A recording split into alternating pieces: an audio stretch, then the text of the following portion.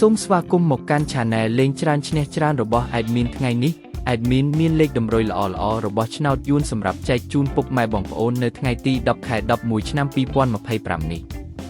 ដូចនេះ Admin មិនចង់ឲ្យចំណាយពេលវេលារបស់ពុកម៉ែបងប្អូនយូរតោះយើងមកតាមដានលេខតម្រុយរបស់យើងទាំងអស់គ្នាសម្រាប់លេខតម្រុយ2លេខមានលេខ37លេខ81សម្រាប់លេខតម្រុយអូស2លេខមានលេខតម្រុយទី1រអូស30និងលេខតម្រុយចុងក្រោយអូស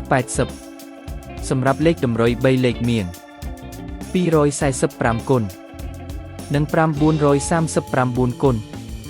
សម្រាប់លេខតម្រុយថ្ងៃនេះ Admin សូមជូនពរឲ្យពុកម៉ែបងប្អូនជួបតែសំណាងល្អទាំងអស់គ្នាហេងមានលាភមានជ័យ